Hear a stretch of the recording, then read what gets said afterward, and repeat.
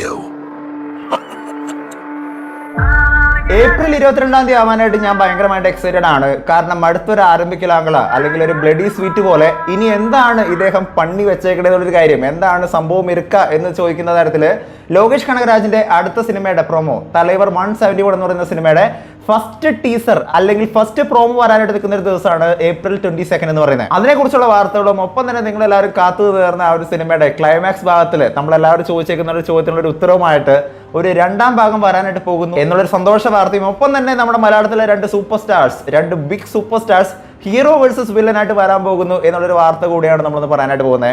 എല്ലാ പ്രേക്ഷകർക്കും പുതിയ വീഡിയോയിലേക്ക് സ്വാഗതം. എൻ്റെ പേര് ഡൊണാൾഡ് എന്നാണ്. So welcome back to today's video. Rajinikanth Lokesh Kanagaraj കോമ്പിനേഷനിൽ വരാൻ പോകുന്ന സിനിമയാണ് തലൈവർ 171 എന്ന് പറയുന്ന ഒരു സിനിമ എന്ന് പറയുന്നത്. നമ്മൾ ഓൾറെഡി ഇതിനെക്കുറിച്ചുള്ള കാര്യങ്ങളൊക്കെ പറഞ്ഞായിരുന്നു. ദി പർജ് എന്ന് പറയുന്ന മൂവിയുടെ ബേസ് ചെയ്തിട്ടാണ്, അതിൽ നിന്ന് ഇൻസ്പയർ ചെയ്തിട്ടാണ് ഇതിന്റെ സ്ക്രിപ്റ്റ് വരാനായിട്ട് പോകുന്നത് എന്നുള്ള കാര്യങ്ങൾ ലേറ്റസ്റ്റ് ആയിട്ടുള്ള റൂമറുകൾ മറ്റൊക്കെ സജസ്റ്റ് ചെയ്യുന്നുണ്ടായിരുന്നു. തലൈവർ 171 എന്ന് പറയുന്ന സിനിമയുടെ വെരി ഫസ്റ്റ് ലുക്ക് പ്രോമോ എന്ന് പറയുന്നത് ഏപ്രിൽ 22 ആണ് റിലീസ് ആവാനായിട്ട് നിൽക്കുന്നത്. അതായത് ഈ തിങ്കളാഴ്ചയാണ് റിലീസ് ആവാനായിട്ട് നിൽക്കുന്നത്. തിങ്കളാഴ്ച വരാൻ പോകുന്ന രജനികാന്തിന്റെ ഈ ഒരു ടീസറിന്റെ ഒരു പ്രത്യേകത എന്താണെന്ന് നോക്കുകയാണെന്നുണ്ടെങ്കിൽ ഈ സിനിമ പൂർണ്ണമായിട്ടും ഷൂട്ട് ചെയ്യാനായിട്ട് പോകുന്നത് ഐമാക്സ് ക്യാമറയിലാണെന്നൊരു കാര്യം തന്നെയാണ്. ലിയോ സിനിമ ഐമാക്സിലോട്ട് റെൻഡർ ചെയ്ത് വന്നിരുന്ന ഒരു സിനിമയായിരുന്നു. അതായത് 4K ട്രൂ 4K എടുത്തിരുന്നതിന് ശേഷം പിന്നീട് ഐമാക്സിലോട്ട് കൺവേർട്ട് ചെയ്ത് റെൻഡർ ചെയ്ത് വന്നിരിക്കുന്ന ഒരു സിനിമയായിരുന്നു ലിയോ സിനിമ എന്നുണ്ടെങ്കിൽ ഇപ്പോൾ വന്നിരിക്കുന്ന തലൈവർ 171 എന്ന് പറയുന്ന സിനിമയുടെ ഒരു പ്രത്യേകത എന്താണെന്ന് നോക്കുകയാണെന്നുണ്ടെങ്കിൽ ഈ സിനിമ ഷൂട്ട് ചെയ്യുന്നതടക്കം എൻ്റയർ പരിപാടി എന്ന് പറയുന്നത് ഐമാക്സിലാണെന്നൊരു കാര്യം തന്നെയാണ് ഈ സിനിമയുടെ പ്രത്യേകത എന്ന് പറയുന്നത്. അതുകൊണ്ട് തന്നെ ട്രൂ ക്വാളിറ്റി തരുന്ന തരത്തിൽ അത്രയും നല്ല വിഷ്വൽസുകളാണ്, അത്ര നല്ല VFX കൂടിയാണ് ഈ സിനിമയിൽ ചെയ്യാനായിട്ട് പോകുന്നത് എന്നുള്ളൊരു വാർത്തകൾ തന്നെയാണ് ലേറ്റസ്റ്റ് ആയിട്ടുള്ള ന്യൂസുകൾ പറയുന്ന ഒരു കാര്യം എന്ന് പറയുന്നത്. ലിയോ സിനിമയുടെ DOP ആയിട്ടുള്ള മനോജ് പരമഹംസ തന്നെയാണ് ഈ സിനിമയുടെ DOP ആയിട്ട് വർക്ക് ചെയ്യുന്നത്. ഇപ്പോൾ ഈ സിനിമയെ കുറിച്ച് വന്നിരിക്കുന്ന ഒരു ലേറ്റസ്റ്റ് ആയിട്ടുള്ള ന്യൂസ് എന്താണെന്ന് നോക്കുകയാണെന്നുണ്ടെങ്കിൽ ഈ സിനിമയ്ക്കകത്ത് ശ്രുതി ഹാസന്റെ ഒരു ഇമ്പോർട്ടന്റ് റോൾ വരാനായിട്ട് പോകുന്നുണ്ടെന്നൊരു കാര്യം തന്നെയാണ്. ശ്രുതി ഹാസൻ, കമൽ ഹാസന്റെ മോളായിട്ടുള്ള ശ്രുതി ഹാസൻ രജനികാന്തിന്റെ മകളായിട്ടാണ് ഇവർ ഈ സിനിമയിൽ അഭിനയിക്കുന്നത് എന്നുള്ള കാര്യം തന്നെയാണ് ലേറ്റസ്റ്റ് ആയിട്ട് വന്നിരിക്കുന്ന ഒരു ന്യൂസ് എന്ന് പറയുന്നത്. ഒപ്പം തന്നെ ഈ സിനിമയിൽ രജനികാന്ത് വാങ്ങാൻ പോകുന്ന സാലറി റെമ്യൂണറേഷനെ പറ്റി ലേറ്റസ്റ്റ് ആയിട്ട് ന്യൂസ് വന്നിട്ടുണ്ട്.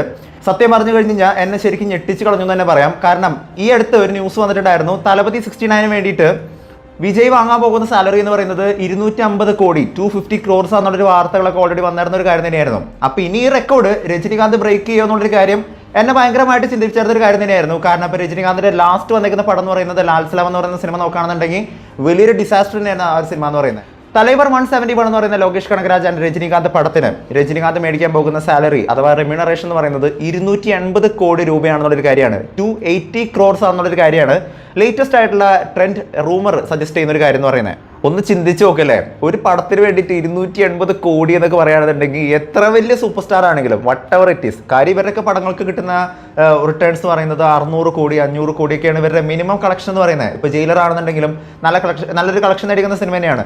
തലൈവർ 171 എന്ന് പറയുന്നത് വളരെ ഹൈപ്പുള്ള സിനിമ ആയതുകൊണ്ട് തന്നെ ലോകേഷ് കനകരാജ് ആൻഡ് രജനികാന്തിന്റെ കോമ്പിനേഷൻ എന്ന് പറയുന്ന സമയത്ത് അതിന്റെ അപ്പുറത്തോട്ട് വേറെ ഒന്നും പറയാനായിട്ടില്ല. അടുത്ത ഒരു ട്രെൻഡ് സെറ്റർ ആവാൻ പോകുന്ന ഒരു സിനിമ തന്നെയാണ്. പക്ഷേ സ്റ്റിൽ ഇവരൊക്കെ മേടിക്കുന്ന ഒരു ഇവരൊക്കെ മേടിക്കുന്ന റെമ്യൂണറേഷന്റെ റേഞ്ച് കാണുന്ന സമയത്ത് വേറെ മാറി എന്നുള്ളൊരു കാര്യം എനിക്ക് പേഴ്സണലി ഫീൽ ചെയ്തത്. Sachin, I love you.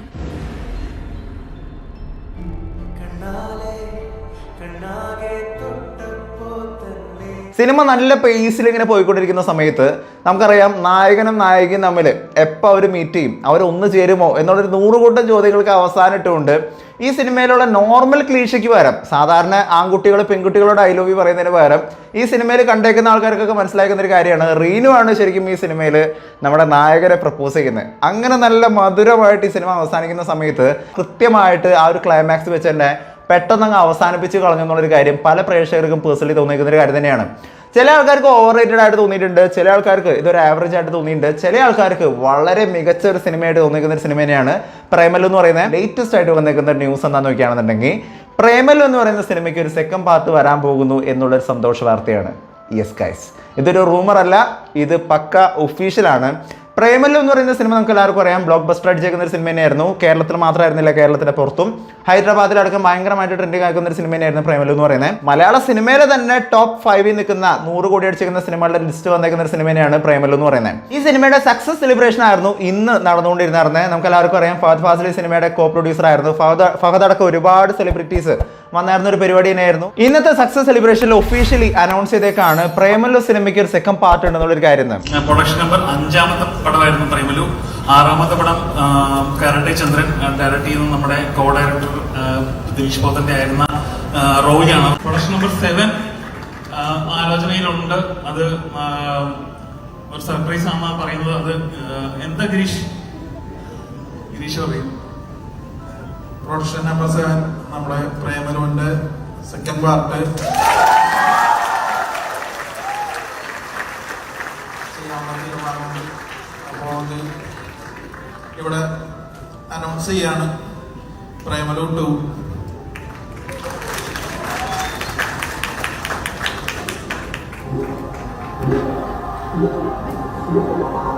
രണ്ടായിരത്തി 2025 കൂടിയിട്ടാണ് പ്രേമലു സിനിമയ്ക്ക് ഒരു സെക്കൻഡ് പാർട്ട് വരാനായിട്ട് പോകുന്നത്. അത് റിലീസ് ആകാനായിട്ട് പോകുന്നത് എന്നുള്ള കാര്യം തന്നെയാണ് ലേറ്റസ്റ്റ് ആയിട്ട് വന്നിരിക്കുന്ന ന്യൂസ് പറയുന്ന ഒരു കാര്യം എന്ന് പറയുന്നത്. എന്നെ സംബന്ധിച്ചിടത്തോളം ഈ സിനിമയുടെ ഒരു പേസ്, ഈ സിനിമ ഇങ്ങനെ കൊണ്ടുപോകുന്ന രീതി, ഈ സിനിമയിൽ വരുന്ന കാസ്റ്റിംഗ്, ഐ മീൻ നസ്ലൻ അടക്കം വന്നിരിക്കുന്ന എല്ലാ ക്യാരക്ടേഴ്സും, each and every characters, JK and Mamitha ബൈജിന്റെ ഒക്കെ ക്യാരക്ടേഴ്സ് എന്ന് പറയുന്നതും, പ്രത്യേകിച്ച് ഇവന്റെ ഫ്രണ്ട്സ് ആയിട്ട് നിൽക്കുന്ന, ഐ മീൻ നസ്ലന്റെ ഫ്രണ്ടൊക്കെ ആയിട്ട് നിൽക്കുന്ന ആളൊക്കെ എന്ന് പറയുന്നത് ഗംഭീര തന്നെയാണ്. അടിച്ചുപൊളി കിടുക്കം ഫണ്ണി ആയിട്ടുള്ള ഡയലോഗുകളൊക്കെ ആയിരുന്നു ഇതിനകത്ത് വന്നിരുന്നത്.